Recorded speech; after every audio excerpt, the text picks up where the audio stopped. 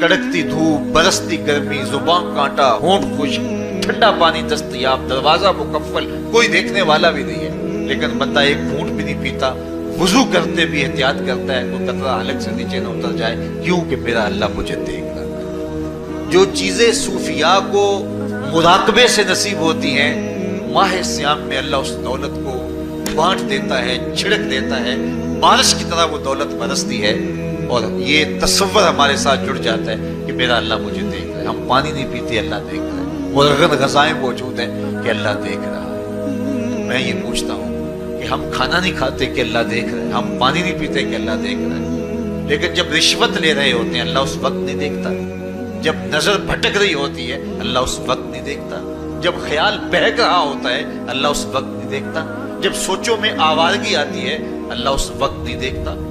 تو یہ صرف وہ کھانے اور پینے کو ہی دیکھ رہا ہے، باقی امور زندگی کو نہیں دیکھ رہا، اور وہ کیا صرف رمضان میں دیکھتا ہے، غیر رمضان میں نہیں دیکھتا۔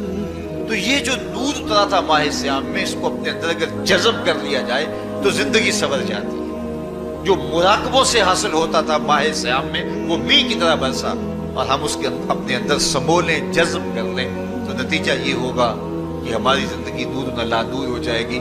اور یہ تصور جب انسان کی زندگی میں جم جائے تو یہ گناہوں سے روکنے کا مؤثر ذریعہ ہے کہ میرا اللہ مجھے دیکھ رہا ہے۔ مجھے بتائیے اس سے بڑا ہیجان انگیز بھی کوئی منظر ہو سکتا ہے کہ حسن کی پتلی ہے، اور جو ہے وہ اس کی ایک ایک ادا اور اشوے سے قیامتیں پھوٹتی ہیں، اور وہ خود جناب یوسف کے سامنے اپنے حسن کو پیش کر رہی ہے، ساتوں دروازے بھی مکفل ہیں، بت کے اوپر بھی کپڑا ڈال لیا، اور زلیخا حضرت یوسف کو خود کہہ رہی ہے طالق یوسف اب تو آ جاؤ نا، ذرا آنکھ اٹھا کے میرے جلوے دیکھو۔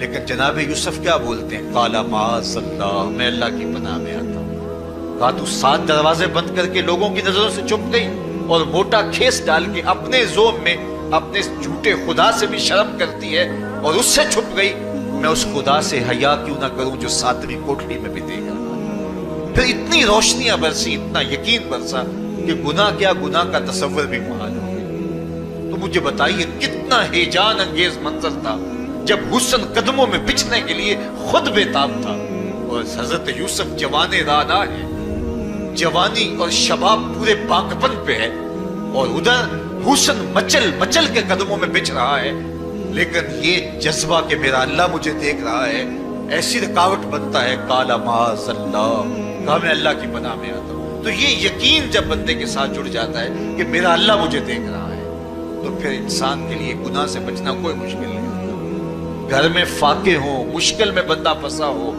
اور اس کو رشوت مل رہی ہو، تو پھر اپنا ہاتھ روکنا بڑا مشکل ہوتا ہے، بلکتے بچوں کا خیال آتا ہے۔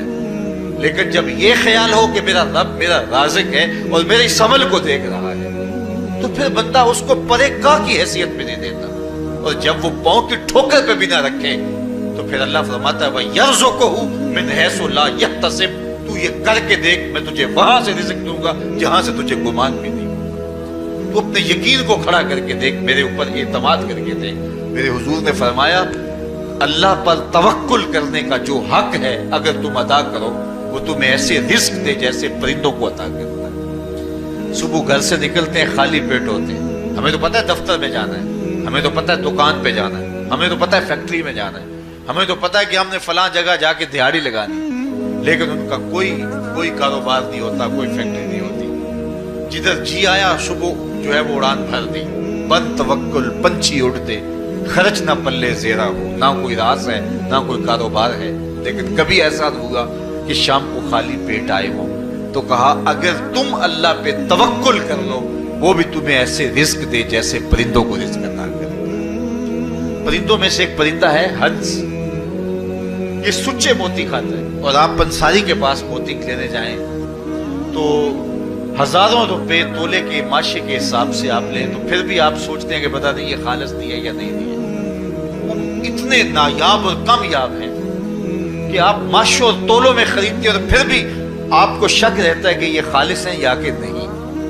اور ہنس کھاتا ہی وہ ہے، اور دنیا پر ایک نہیں لاکھوں کروڑوں ہنس ہیں، اور روزانہ صبح و شام کھاتے ہیں اور پیٹ بھر کے کھاتے ہیں، اور اللہ انہیں روز عطا بھی کرتا ہے۔ تو یہ मालिक वो है राज़िक है। जब उस पे तवक्कुल और उस पे यकीन पैदा हो जाता है तो फिर मुश्किल नहीं रहता, फिर आसानी पैदा हो जाती है। तो रोज़ों में अल्लाह ताला ये यकीन देता है कि वो मुझे देख रहा है। बंदा ये तयक्कुन पैदा कर देता है कि मेरा अल्लाह मुझे देख रहा है। बाज़ का छोटे बच्चे रोज़ा रख लेते हैं तो माएँ बेचैन हो जाती हैं। जब दोपहर के वक्त फूल जैसे बच्चे कमला जाते हैं तो माएँ उन्हें बंद कमरे में कोई खाना या कोई टॉफी या कोई और चीज या चॉकलेट देती है कि बेटे ये खा लो।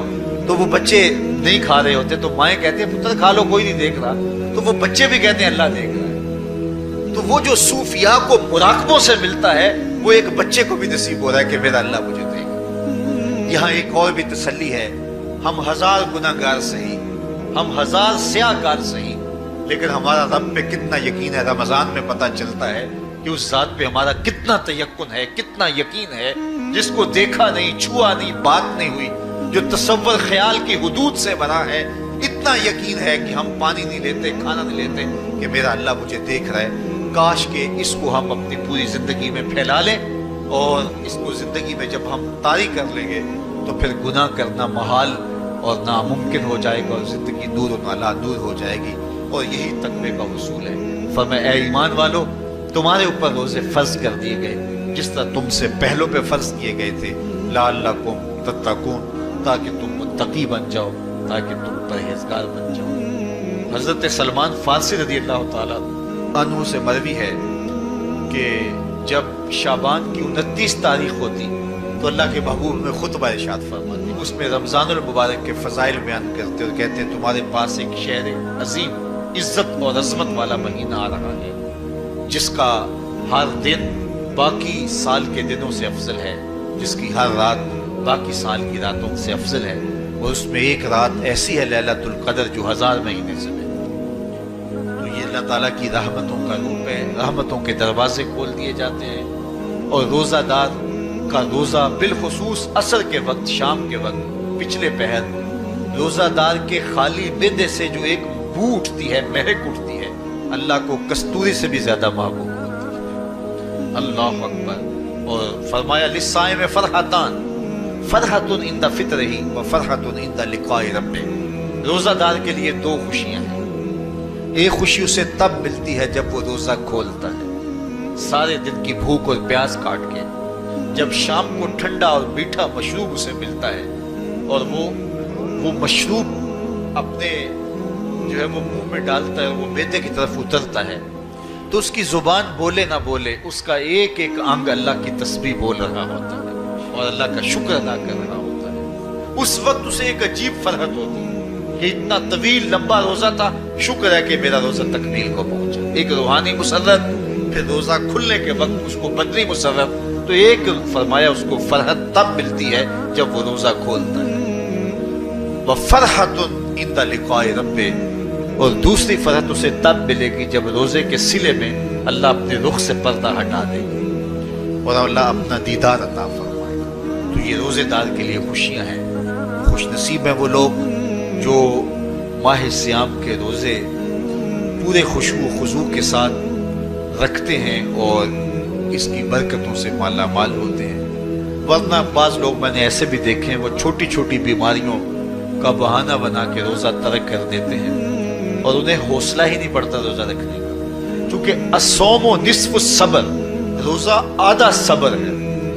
मैं समझता हूँ, मैं शुगर का मरीज हूँ और 4 से 5 घंटे अगर मुझे कुछ खाने को ना मिले तो मेरी तबीयत में ऐसा इस्तराब और बेचैनी पैदा हो जाती है कि मैं घर वालों से उलझने की कैफियत में भी आ जाता हूँ। लेकिन माह सियाम में 20 घंटे भी काट लेता हूँ, लेकिन मेरी तबीयत पे कोई बोझ इसलिए नहीं होता कि मैं अल्लाह की रिज़ा को अपने जहन के एक एक गोशे में रखे हुए होता हूँ। तो ये आधा सब्र है, ये सब्र सिखाता है।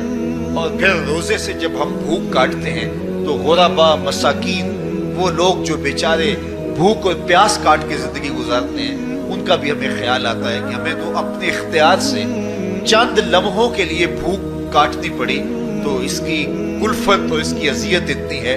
तो जो शख्स मजबूरी की वजह से काटते हैं और उनके बिलकते बच्चे उनके सामने होते हैं تو پھر ان کا عالم کیا ہوگا؟ تو اس سے پھر صدقہ اور خیرات کا ماحول پیدا ہوتا ہے اور ہم غربا کو اپنے ساتھ خوشیوں میں شریک کرتے ہیں۔ اب سوال یہ ہے، کیا تقویٰ بھوک اور پیاس سے حاصل ہوتا ہے؟ پیاس کاٹنے سے، بھوک کاٹنے سے کیا تقویٰ نصیب ہو جاتا ہے؟ صبح سے لے کر شام تک روزہ رکھنے کی تلقین کی گئی۔ یہاں ناروے میں اور مختلف ممالک کے اندر 20-20 گھنٹے کا روزہ ہے، اور ہمارے بھی یہاں 16-17 گھنٹے مسلسل شدت کی گرمی میں بھوک اور پیاس کاٹنا ہوتی ہے۔ اتنا طویل دورانیہ جو بھوک اور پیاس کاٹی ہے، اس کا مقصد رزق بچانا نہیں ہے، بلکہ وَيُزَادُ فِيهِ رِزْقُ الْمُؤْمِنِ، ماہ سیام میں مومن کا رزق بڑھ جاتا ہے۔ آپ اپنا بجٹ دیکھ لیجئے، باقی مہینوں کی نسبت ماہ سیام میں آپ کے اخراجات زیادہ ہوتے ہیں اور کشادگی ہوتی ہے۔ تو یہ کوئی خوراک بچاؤ مہم نہیں ہے،